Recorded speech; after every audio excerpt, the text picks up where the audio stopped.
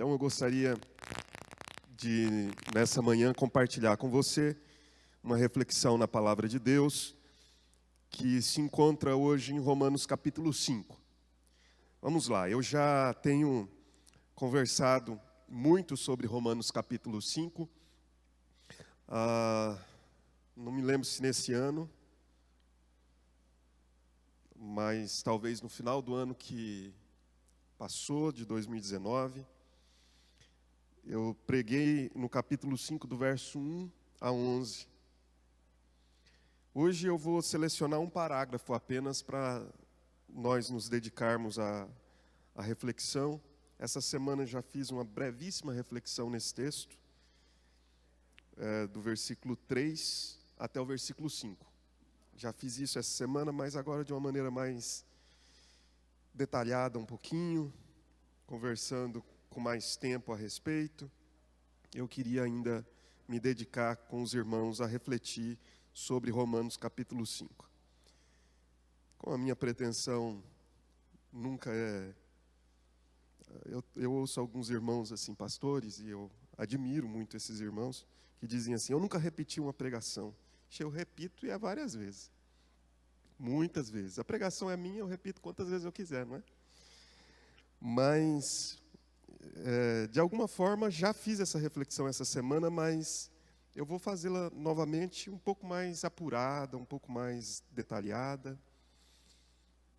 Romanos capítulo 5, versículos 3 a 5. A palavra de Deus diz assim: e não somente isto, mas também nos gloriamos nas próprias tribulações, sabendo que a tribulação produz perseverança, e a perseverança, experiência, e a experiência, esperança.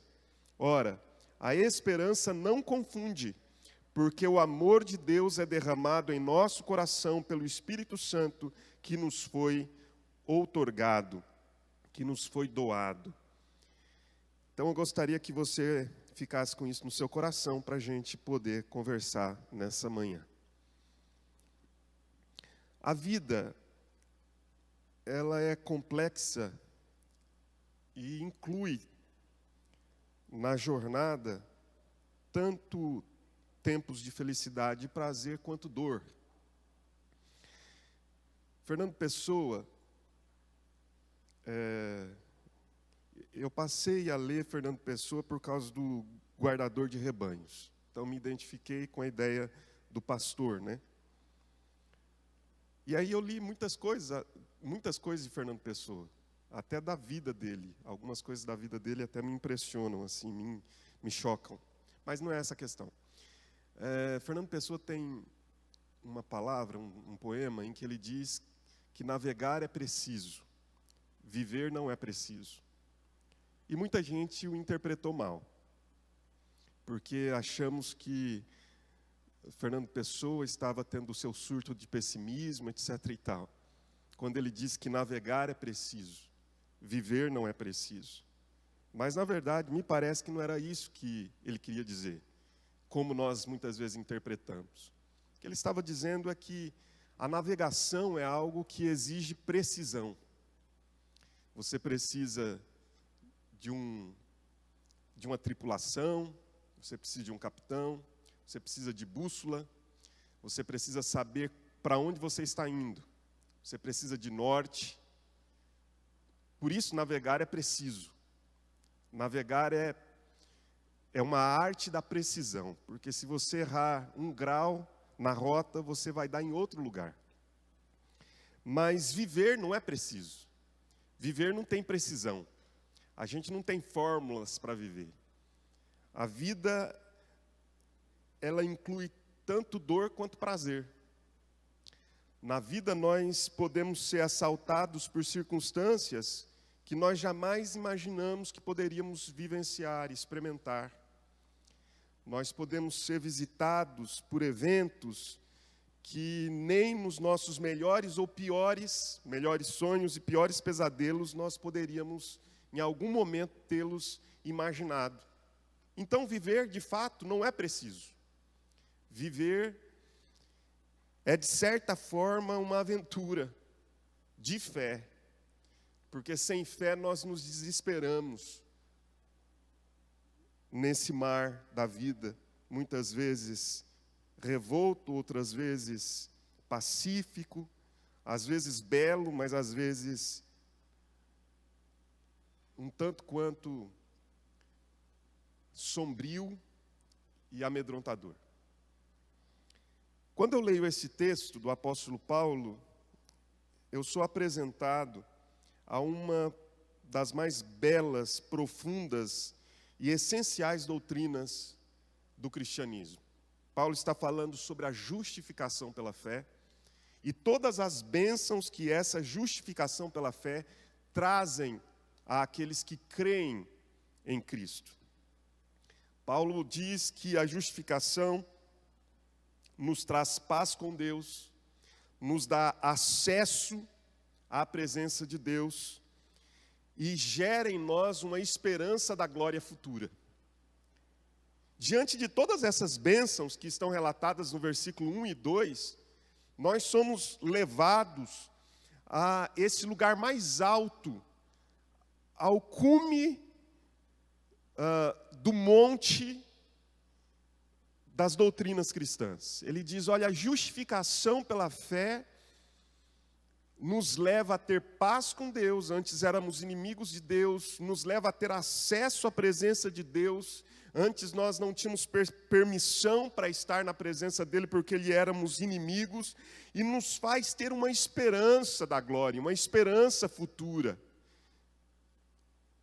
Diante de tudo isso, de repente Paulo parece inverter a lógica dessas bênçãos, e no versículo 3 ele diz, e não somente isto, não somente essas bênçãos inestimáveis, inigualáveis, incomparáveis, a qual nós agora temos acesso, que é a paz com Deus, o acesso à presença do Eterno e esperança de glória, de que a vida não se encerra nessa trajetória peregrina, efêmera e transitória, que logo se encerra. De repente, Paulo inverte a lógica e diz, mas não somente nessas bênçãos que geram em nosso coração gratidão, satisfação e esperança, mas nós também, veja o versículo 3, nos gloriamos, a palavra nos gloriamos aqui está já presente no verso de número 2, ele já disse, nos gloriamos na esperança, e agora ele diz no versículo 3, nos gloriamos nas próprias tribulações. A ideia de gloriar-se aqui é a ideia de se regozijar, é a ideia de se alegrar. Paulo está dizendo, nós nos alegramos na esperança da glória, mas nós também nos alegramos nas próprias tribulações que nós enfrentamos. A pergunta que fica diante de nós é, Paulo está nos orientando, nos aconselhando a ficarmos felizes por causa da tribulação que nos acomete? Não. Me parece que não é essa a ideia bíblica, não é essa a ideia de Paulo, e nem é essa a ideia de Cristo, nem do Evangelho, nem da vida cristã. Não, nós não somos pessoas que vivem o masoquismo à flor da pele.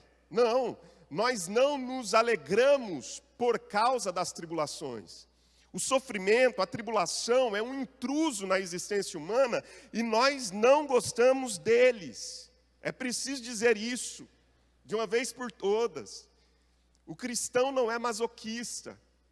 Às vezes ler Paulo é um desafio, porque parece que Paulo gosta de sofrer.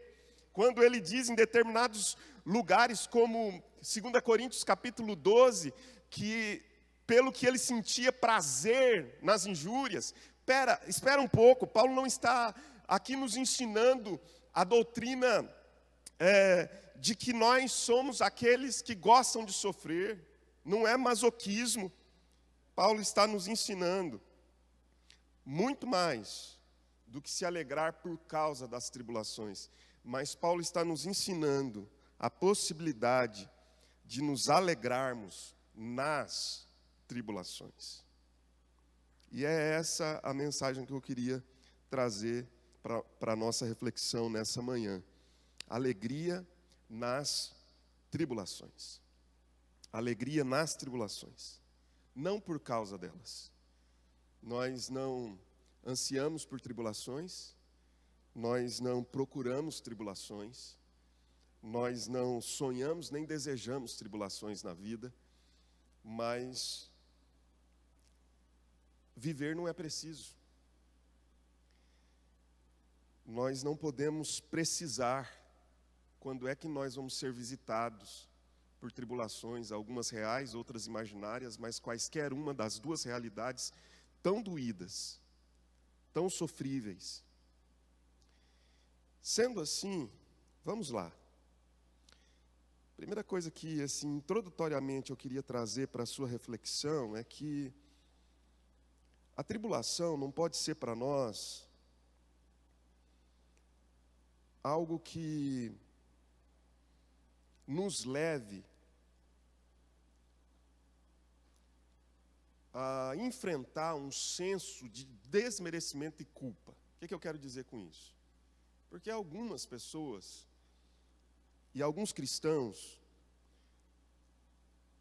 precisam se sentir castigadas, precisam se sentir punidas pelo sofrimento, a fim de lidarem com esse senso de desmerecimento e culpa. Vamos ver se você me entende. Porque talvez eu não consiga ser o bastante claro, mas algumas pessoas precisam se sentirem castigadas e punidas, e aí olham para o sofrimento como um castigo e uma punição, e a Bíblia não olha para o sofrimento nessa perspectiva. Precisam olhar para a sua mazela, para a sua dor, para o seu drama, como um castigo e punição divina, porque elas precisam também lidar com aquele senso de desmerecimento e culpa que elas possuem dentro delas. Algumas dessas pessoas, quando lidam com esse senso de desmerecimento e culpa, eu não mereço, eu sou culpado, então quando eu sofro é como que houvesse uma compensação na minha vida, isso também gera um orgulho. E essas pessoas dizem que elas são superiores àquelas que não sofrem como elas sofrem, como se o sofrimento pudesse ser mensurado. Então elas dizem, aquele não sofre como eu sofro, por isso eu sou superior a ele. Então, ao mesmo tempo que essas pessoas sofrem de uma baixa autoestima por causa do seu desmerecimento e culpa, elas sofrem também de um orgulho exacerbado quando se sentem superiores àqueles que não sofrem como elas sofrem. E não há respaldo, não há repercussão nisso na Bíblia. Não há eco nas Escrituras em relação a isso. O sofrimento não tem essa função. Há um outro problema quando nós pensamos em tribulação, ou sofrimento, ou aquilo que tribulação mais poderia precisar aqui. A palavra tribulação é elipsis, e essa palavra significa pressão. Há um outro problema, é o problema de que nós podemos, ao enfrentarmos a tribulação, encararmos a nossa tribulação como uma boa obra. Enfrentá-la é como enfrentar algo que me justifica diante de Deus. Seria um outro formato, uma outra roupagem para a justiça própria, para a justificação pelas obras. Se de um lado há aquelas pessoas que enfrentam a dor, buscando lidar com o seu senso de desmerecimento e culpa, e até precisam da dor para dizerem que elas estão sendo punidas e sendo purificadas, por outro lado, existem aqueles que precisam do sofrimento e da dor, porque isso lhes causa a sensação de que Deus, uma vez que eles enfrentam esse sofrimento e essa dor, Deus se torna alguém que agora lhes deve algo. Então Deus agora é alguém que lhe deve o seu favor, a sua aceitação, porque elas tiveram uma vida dura. Quantas vezes a gente conversa com pessoas que dizem assim, mas a minha vida foi muito dura. E porque a minha vida foi muito dura, Deus então agora me deve um favor. Ele me deve aceitação, porque o sofrimento se tornou na vida da pessoa uma justificação pelas obras. Um merecimento. Pessoas que não processam o próprio sofrimento através da via do evangelho da graça, podem se tornar donas de um ceticismo profundo. Donas de um ceticismo profundo. E entenderem que elas são redimidas não pelo sacrifício da cruz, que é graça, mas de que elas são redimidas pelo sofrimento. Quantas pessoas vivem assim? São mais kardecistas do que cristãs. É o kardecismo que entende que no processo, na jornada da vida, nós somos purificados pelo sofrimento e redimidos por ele. Não, nós somos purificados e redimidos pela cruz de Jesus Cristo. E não pelo sofrimento que experimentamos. Então, aí a pergunta que fica é: o que significa, então, alegria na tribulação? Que função, então, tem a tribulação na existência, na vida, na história? O que a tribulação traz de benéfico? Eu queria que você pudesse pensar comigo que, de fato, outro dia eu estava lendo alguma coisa e eu acho que era de um psicanalista muito famoso que partilha com Freud. Freud é a origem da psicanálise, mas Lacan, acho que é de Lacan isso, que tem ali a mesma, talvez, proeminência dentro da psicanálise, em que ele diz, em algum momento, que o sofrimento não melhora ninguém. E eu concordo com ele, o sofrimento não melhora ninguém. Mas eu queria acrescentar uma ideia bíblica aqui.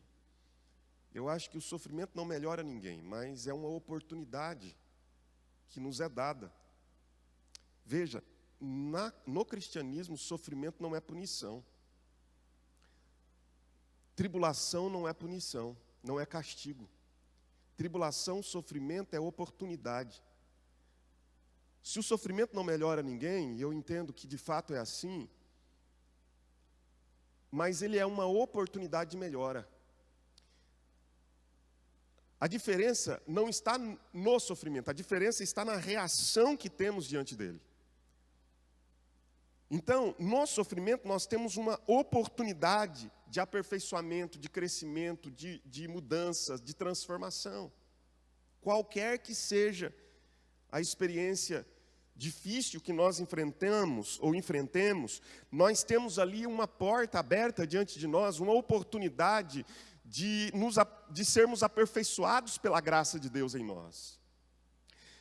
Agora eu queria entrar no texto propriamente, porque o texto diz assim: nos alegramos ou nos gloriamos, nos regozijamos nas próprias tribulações, sabendo que a tribulação leva ou produz a perseverança.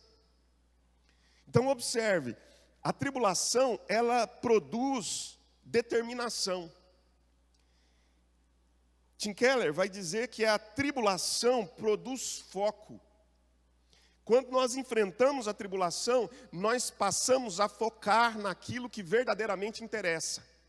Por isso, a tribulação produz perseverança. Perseverança é a ideia de determinação, alguém que agora sabe para onde quer ir, alguém que agora tem objetivo, alguém que não sai dando tiro no escuro e para todo lado, mas que sabe qual é o lugar em que deve chegar. Então a tribulação nos dá foco. Ou em outras palavras, a tribulação nos livra da bagagem extra. Nós carregamos muitas coisas que não precisamos na vida. Há muita coisa que poderia ser descartada na minha vida e na sua vida. E uma das funções da tribulação é nos livrar dessa bagagem extra. No caminho da jornada cristã, bagagem extra não é admitida. Não é admitida. Meu Deus, quantas coisas eu e você carregamos e essas coisas são apenas cargas. Cargas que poderiam ser abandonadas, mas nós continuamos levando pelo caminho. Eu me lembro de uma historinha, boba talvez, mas que diz que um homem andava por uma estrada carregando um saco pesado nas costas. Quando passa alguém com uma caminhonete e lhe oferece carona. E ele sobe na carroceria. Mas ele continua segurando com uma das mãos para não cair de pé na carroceria e com a outra mão um saco nas costas. Ou seja, parece que a vida cristã é quando Cristo nos vê carregando coisas que nós só nos cansam, só nos amedrontam, só nos angustiam, peso extra, bagagem indispensável, e nós continuamos carregando aquilo, mas quando Cristo passa por nós, quando Cristo entra na nossa história, nós subimos para sermos agora carregados por Ele, mas não conseguimos abandonar o saco, não conseguimos abandonar os pesos extras, e ainda continuamos ao longo da jornada, ainda que sendo carregados, ainda que não mais tão cansados, mas ainda suportando pesos que poderiam ter sido abandonados, deixados nas mãos de Cristo, porque Ele também carregaria esses pesos por nós. Mas nós fazemos questão de não deixarmos a nossa bagagem extra.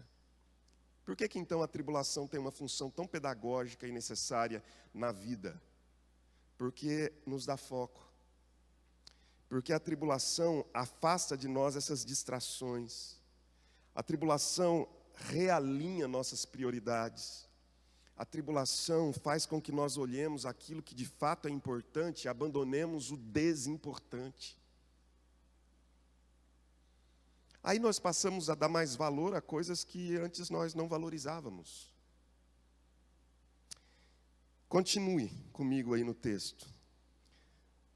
A tribulação produz perseverança e a perseverança, experiência. Ou aprovação. Trata-se da característica da confiança. A tribulação produz foco e o foco produz experiência ou aprovação, no sentido de que somos levados a um equilíbrio. A um equilíbrio. Vamos lá, vamos tentar exemplificar isso. Por que a tribulação produz perseverança e a perseverança experiência? Veja que quando você conversa com uma pessoa mais madura que você, mais velha, que já passou por mais coisas na vida, às vezes você chega até ela cheio de ansiedades, cheio de medos, cheio de incertezas, de temores relativamente a alguma situação. Às vezes é uma doença, uma enfermidade, às vezes um mau relacionamento, um casamento frustrado, fracassado, às vezes o desemprego, a depressão, eu não sei.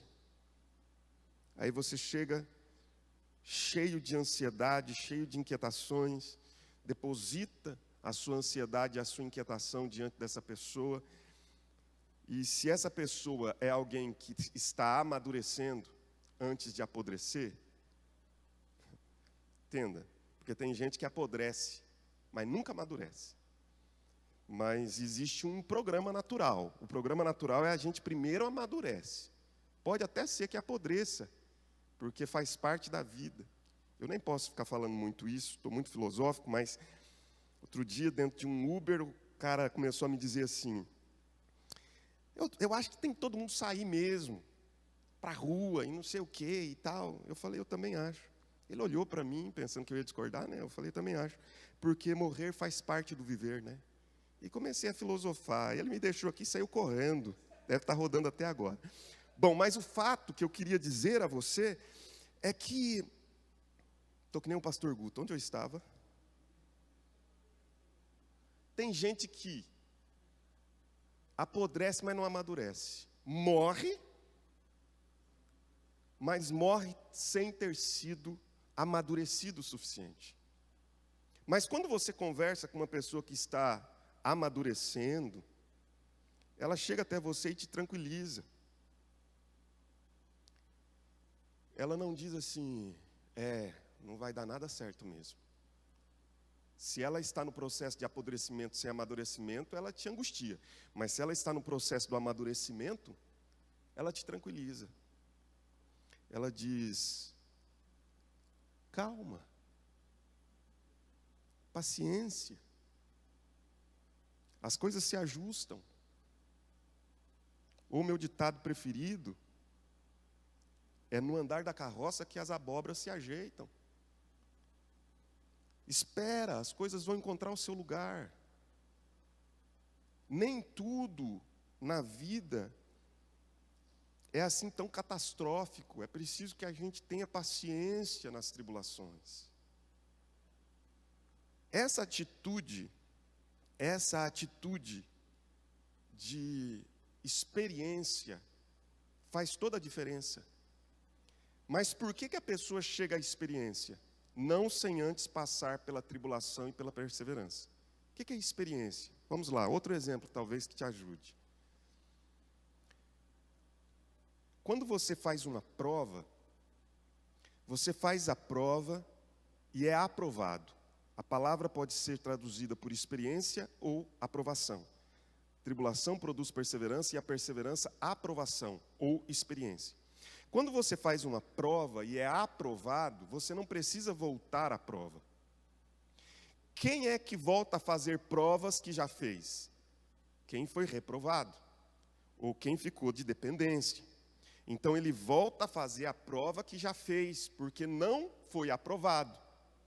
Quando alguém é aprovado na prova, ainda que ele seja submetido novamente àquela prova, ele não teme ser reprovado, porque ele já tem a experiência, ele já possui a aprovação, ele já sabe como passar por aquela prova sem ser reprovado. Experiência é isso. É quando nós enfrentamos algumas situações na nossa vida em que o nosso coração se atribula, mas o fato de já termos experimentado isso nos habilita a experimentar de novo sem sermos reprovados. Por quê? Porque já passamos pela tribulação, já colocamos o foco no que é importante e agora nós temos a experiência, não precisamos voltar àquela prova.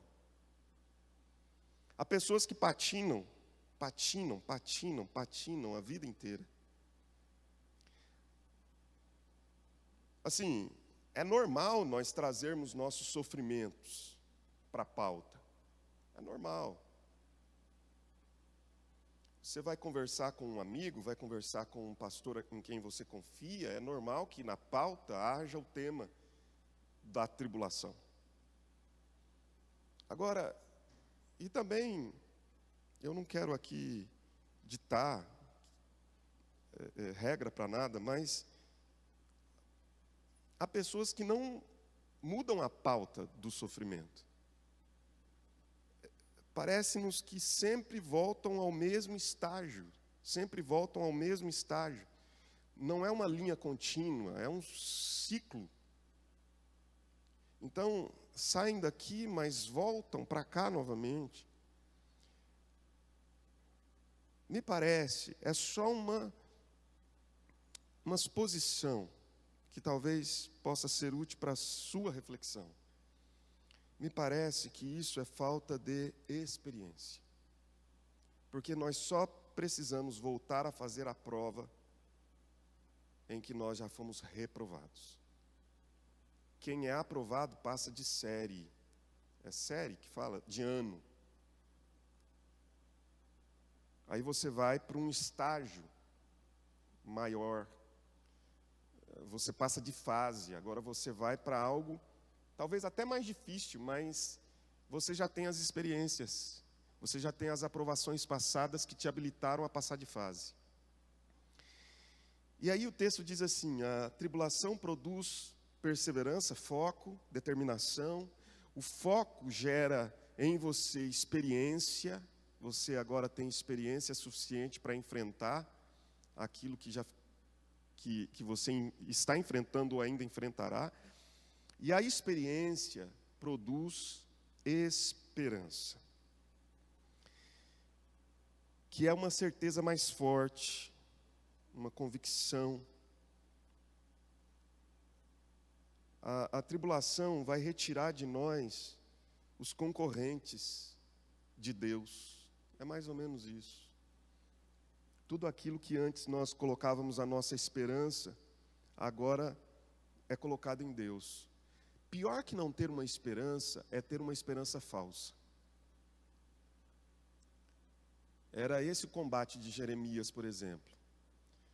O profeta Jeremias dizia para o povo que os falsos profetas diziam paz, paz, quando o que havia era um iminente cativeiro, o exílio e sofrimento. E eles diziam assim, não, paz, paz. E o povo gostava de ouvir que haveria paz. Aí vinha Jeremias e dizia, não é paz. O que Deus está dizendo é que nós vamos para o exílio, e nós vamos sofrer as agruras do exílio. Então, pior do que você não ter esperança, é você ter uma falsa esperança, que iluda e seduza o seu coração concernente às coisas dessa terra. Então nós começamos a dizer assim, não, fiquem tranquilos, as coisas vão melhorar. Aí vem um maluco e diz assim, não, apertem os cintos, porque pode ser que as coisas piorem. Vão dizer que eu estou com surto, de pessimismo. Mas o que eu queria dizer a você é o seguinte, o que eu quero dizer é que a sua esperança não pode estar posta na melhora das coisas aqui. A tua esperança tem que estar posta naquele que nunca piora, que é Deus. A tua esperança não tem que estar posta na política, a tua esperança não tem que estar posta na descoberta de uma vacina, a tua esperança não tem que estar posta à volta do velho normal, a tua esperança não tem que estar posta nas coisas dessa terra, a tua esperança precisa estar posta naquele que de fato é a fonte da verdadeira esperança. Jeremias também diz que 2 loucuras cometeram o meu povo. Abandonaram e viraram as costas para Deus, que o Senhor tenha misericórdia de nós, que nós jamais viremos as costas para Ele, mesmo em erros, equívocos, desvios, que nós jamais viremos as costas para Deus. E segundo, cavaram cisternas rotas, que não retêm águas. O que são essas cisternas? Nós vamos cavando para nós lugares ou cisternas, poços de esperança, mas quando nós chegamos, cavamos, mas quando chegamos lá no fundo, eles não retêm água. Há só lodo, há só barro, e aí nós precisamos ir para outra cisterna. Isso é esperança falsa. Nós precisamos ser purificados pela tribulação para colocar o nosso coração na verdadeira esperança. E a verdadeira esperança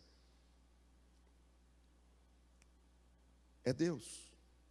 Nossa tribulação nos leva ao único lugar onde encontramos esperança real, confiança real e certeza real.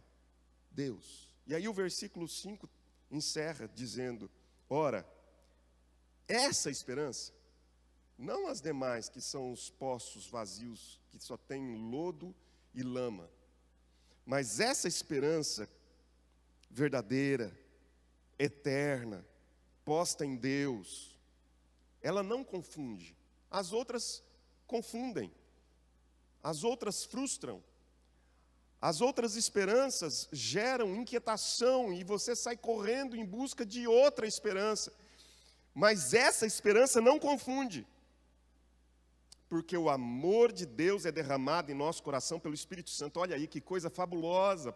O apóstolo Paulo está nos ensinando o seguinte, quando você passa por uma tribulação, a tribulação é para desmamar você desse mundo, porque desmamando você desse mundo, você coloca os teus olhos na esperança verdadeira e eterna, que é a esperança da glória, e você não fica olhando para a tribulação como um castigo, mas você fica olhando para a tribulação como amor de Deus pela sua vida, para purificar você e levar você a uma esperança que não confunde.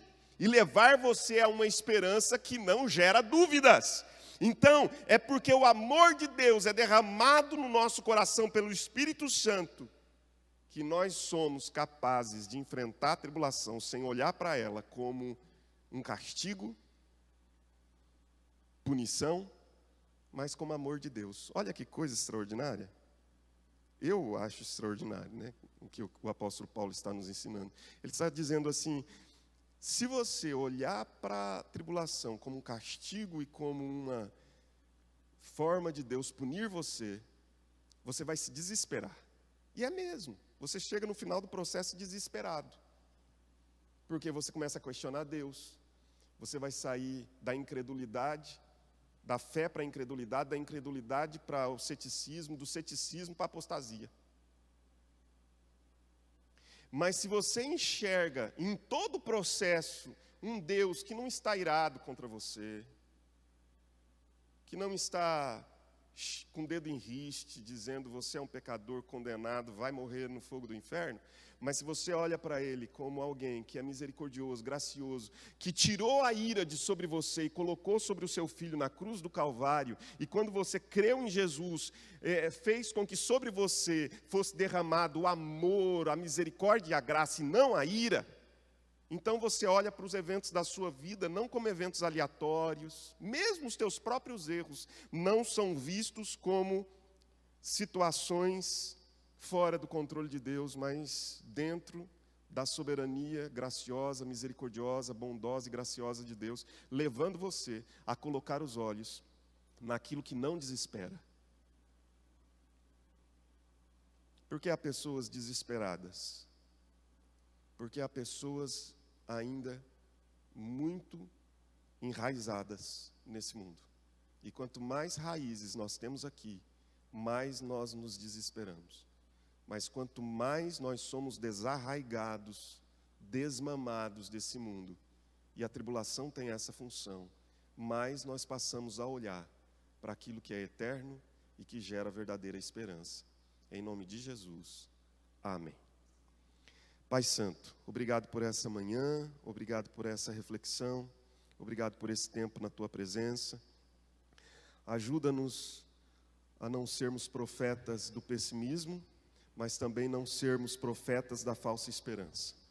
Ajuda-nos a sermos aqueles que conseguem fazer da profecia uma poesia, que gera no nosso coração consolo e paz. É isso que eu te peço nesta manhã, Senhor. Nesse dia, nesse domingo especial que o Senhor nos concede. Fica conosco, leva-nos, ó Deus, até o final desse dia em paz. Guarda o nosso coração, eu te peço, guarda a nossa mente, eu te imploro.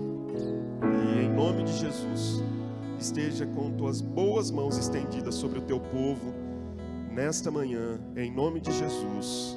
Amém. Tu és a minha luz, salvação, e a ti me renderei.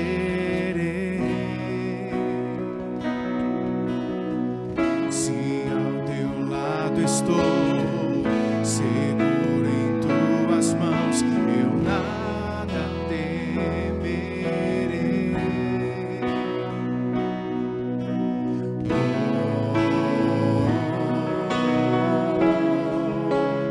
Tu és santo, ó Senhor.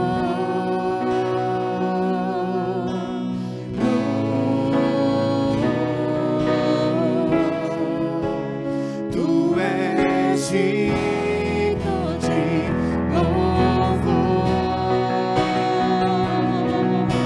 Só em ti confiarei, eu nada temerei. Em frente eu irei, pois eu sei que vivo estás e um dia voltarás do céu pra nos buscar, pra sempre reinarás. Aleluia. Só em ti confiarei, eu nada temerei. Em frente eu irei, pois eu sei que vivo estás e